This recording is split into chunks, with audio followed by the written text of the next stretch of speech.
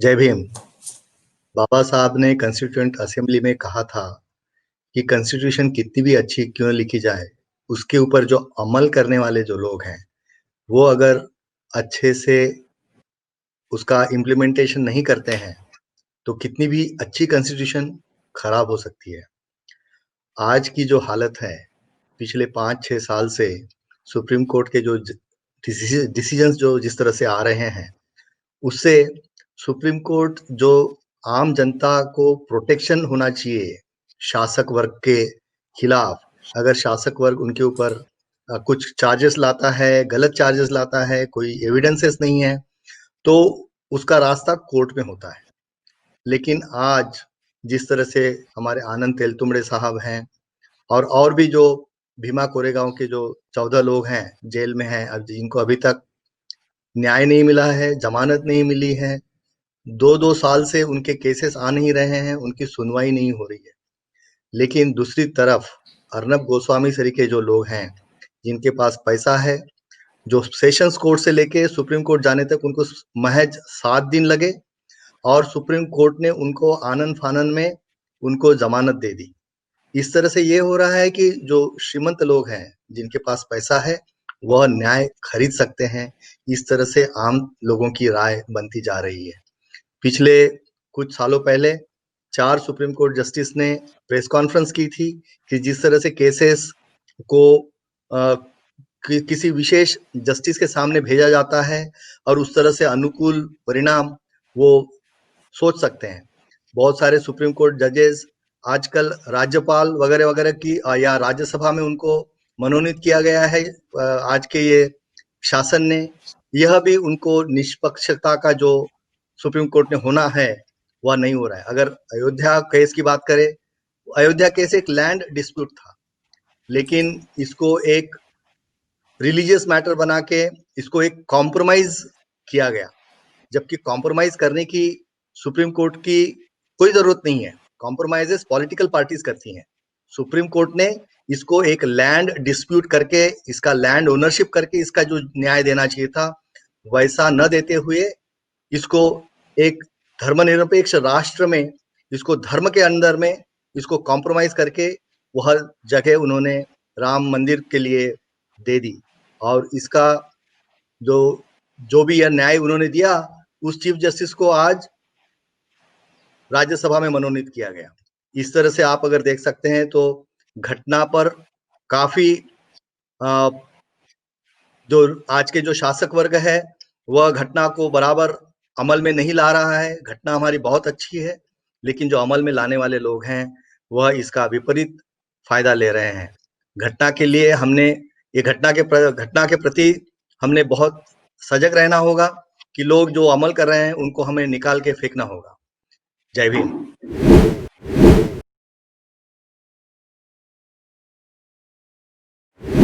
जय भीम, जय Bharat, happy constitution day. मैं महेश वासनिक अभी डेट्रॉइट मिशिगन अमेरिका से आप सभी से बात कर रहा हूँ।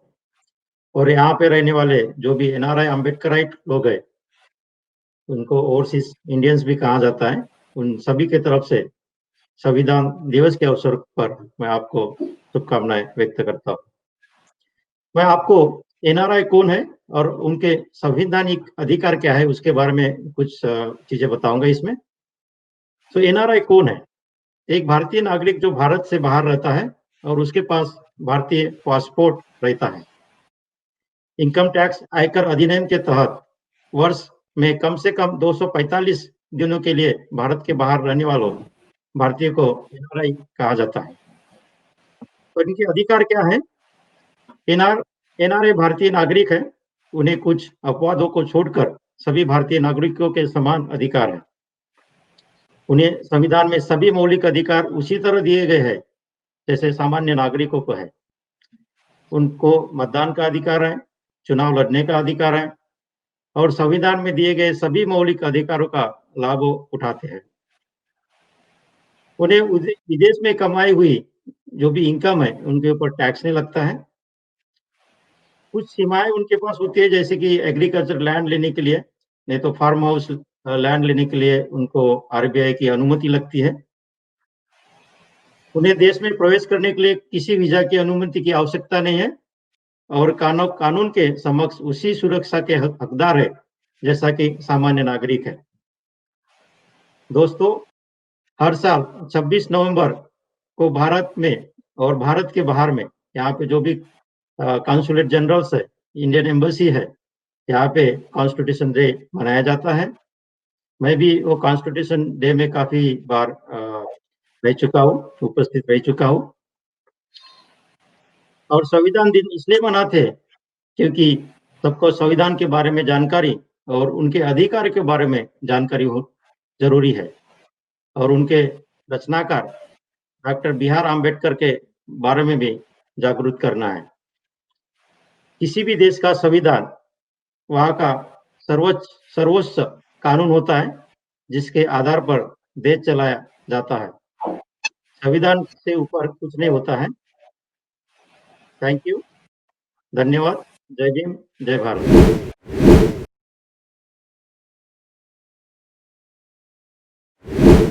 संविधान दिन की शुभकामनाएं आप सभी को। मैं तृप्ति बनकर अभी डिट्रॉइट मिशिगन से आप सभी से बात कर रही हूँ।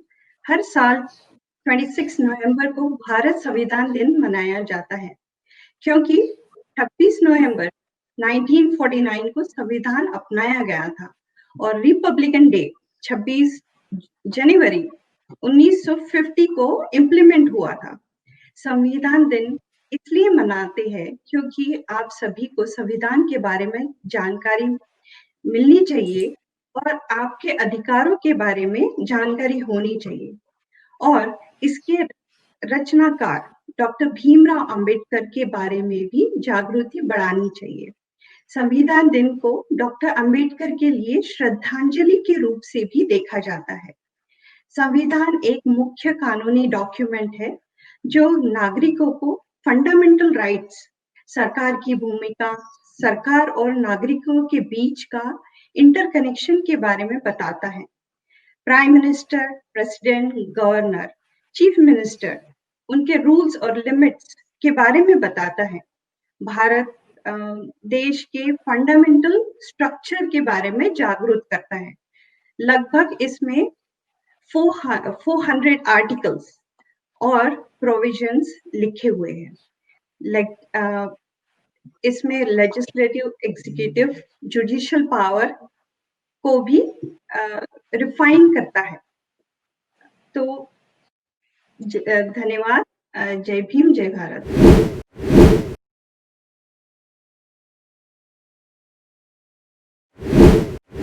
सभी को happy constitution day from Vaishali Dufare from Canada. Bharat का संविधान दुनिया का सबसे सुंदर डॉक्यूमेंट है जिस पर भारत देश की नींव रखी गई है। अकॉर्डिंग टू दिस डॉक्यूमेंट, हर भारतीय की कुछ फंडामेंटल राइट्स है। हर भारतीय की जिम्मेदारी है कि वे संविधान का, राष्ट्रीय ध्वज का और राष्ट्रीय गान का पालन करे। हर भारतीय को राष्ट्रीय संघर्ष को प्रेरित करने वाले महान आदर्शों को संजोना चाहिए। हर भारतीय को भारत की एकता और अखंडता को बनाए रखने और सुरक्षा करना चाहिए। हर भारतीय को देश की रक्षा करना चाहिए और राष्ट्रीय सेवा प्रदान करने के लिए सदा तैयार रहना चाहिए। सभी को भाईचारे की भावना को बढ़ावा देना चाहिए और महिलाओं के गरिमा के अपमानजनक व्यवहार का त्याग करना चाहिए। वन, झील, नदियां, सभी जीवन की रक्षा करना चाहिए और सभी जीवित प्राणियों के लिए सदा दया करना चाहिए। वैज्ञानिक स्वभाव, मानवतावाद और जांच सुधार की भावना विकसित करनी चाहिए। सभी भारतीयों को सार्वजनिक संपत्ति की सुरक्षा करनी चाहिए। इतना सुंदर फंडामेंटल राइट्स हमारे कॉन्स्टिट्यूशन ने हम सभी इंडियंस को दिए हैं। सो मेरे ख्याल से हमें इस कॉन्स्टिट्यूशन का अच्छे से पालन करके हमारे देश को उन्नति की ओर लेके जाना चाहिए। जय Bhim.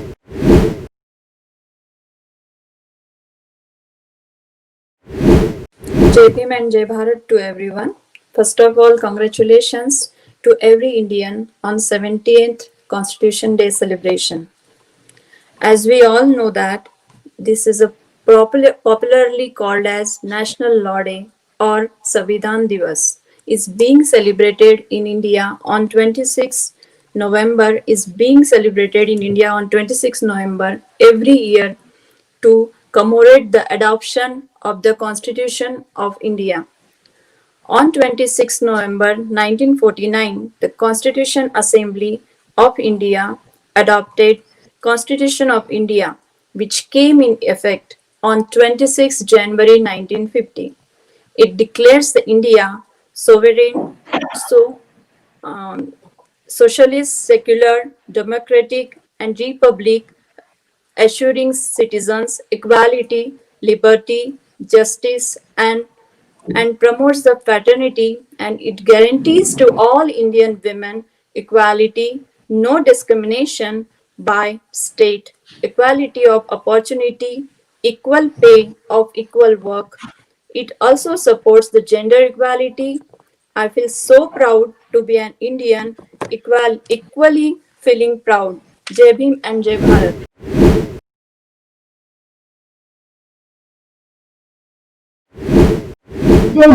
I'm Sarah Ghodeswar. As we all know, Dr. Babasaheb Ambedkar was the chairman of drafting the Constitution. Dr. Rajendra Prasad, who was the President of India at that time, said, "Sitting in the chair and watching the proceeding from day to day, I have realized, as nobody else could have, with what zeal and devotion the member of the drafting committee was, especially its chairman, Dr. Ambedkar, in spite of his indifferent health, has worked.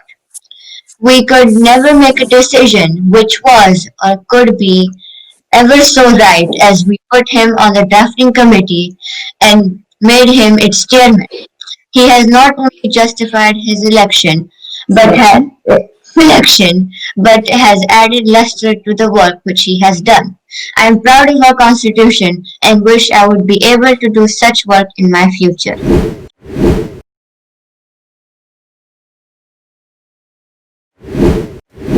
Jai everyone, my name is Himanshu Lanari from Atlanta, Georgia, USA. Happy Constitution Day to all Indians.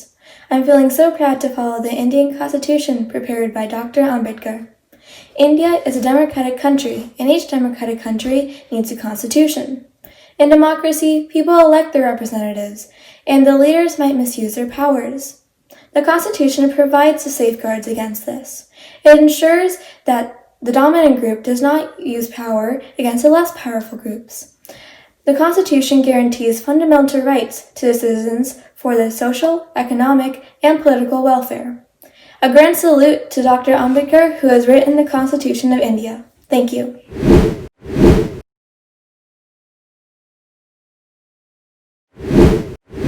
जय भीम साथियों, संविधान दिन के उपलक्ष्य में देशवासियों को बहुत सारी बधाइयाँ। संविधान दिन हमारा मुक्ति दिन है। ये संविधान ने हमें मुक्ति प्रदान की है, तो उस बारे में मैं अपने कुछ ख्याल रखना चाहूँगा। बाबा साहब अम्बेडकर को माना जाता है कि उन्होंने संविधान लिखा, जो कि हकीकत है, उनको उसका श्रेय दिया जाता है। लेकिन मुझे लगता है कि उनका श्रेय उससे कहीं ज़्यादा बढ़कर है, क्योंकि संविधान लिखना एक बात है और उस संविधान को अप्रूव करके लेना वो दूसरी बात है। अप्रूव करना मतलब कि जो हमारी कॉन्स्टिट्यूंट असेंबली थी, संविधान सभा जो थी, उस संविधान में जो भी चीज़ें इंट्रोड्यूस की गई उसको वहाँ से सम्मत करना ज़रूरी था, उसको वहाँ से अप्रूव करना ज़रूरी था। तो बाबा साहब ने लिखा जो भी उनको योग्य लगा, लेकिन वो जो भी उन्हें अप्रोप्रिएट लगा उसको अप्रूव करना सबसे बड़ा कठिन काम था, क्योंकि सारे जातिवाद को मानने वाले, मनुवाद को मानने वाले ज़्यादातर लोग थे उस संविधान सभा में। तो उन लोगों के थ्रू ये सारी चीज़ें अप्रूव करना, इनको सम्मत करके लेना। तो अगर आप संविधान सभा की सारी डिबेट्स पढ़ोगे तो आपको यही पता चलेगा कि बाबा साहब ने जब भी कोई क्लॉज रखा या जब भी कोई सोशल रिफॉर्म या सोशल जस्टिस की बात रखी तो शुरू में उसका विरोध ही हुआ। लेकिन बाबा साहब ने जिस तरह से उनको समझाया बोलो या जिस तरह से पक्ष रखा कि वो उसका विरोध नहीं कर पाए, और उसके बलबूते पे, उसकी बुनियाद पे ये सारी चीज़ें हमारे संविधान में आ गई। तो संविधान लिखना एक पहला कदम था, लेकिन जो उससे ज़्यादा इम्पोर्टेंट चीज थी वो थी कि उसको सम्मत करके लेना, और बाबा साहब ने वो करके दिखाया। आज हमारा संविधान जो विश्व में सबसे अच्छा माना जाता है, जिसका श्रेय बाबा साहब को दिया जाता है, तो श्रेय केवल लिखने के लिए नहीं देना चाहिए, बल्कि संविधान सभा में जो कि उनके मतलब समाज सुधार के पक्ष में लोग नहीं थे, उसके बावजूद बाबा साहब ने उनसे वो सम्मत कराया। आज उस संविधान के आधार पर हम कुछ तो तरक्की कर पाए हैं। तो हमारा अभी उद्देश्य यही होना चाहिए कि उस संविधान को पूरी तरह लागू करने में सरकार के ऊपर, यंत्रणा के ऊपर, शासन के ऊपर पूरा दबाव डालना चाहिए। उस बात को हमें सीरियसली लेना चाहिए, और इसी कर्तव्य को हमें आगे बढ़ाना है कि जो संविधान इतने अच्छा बाबा साहब ने हम तक पहुंचाया है, हमारे लिए बना के रखा है, सम्मत करके रखा है, तो उसको हमें अमल करना चाहिए, इम्प्लीमेंटेशन में उसको करने की जिम्मेदारी लेनी चाहिए।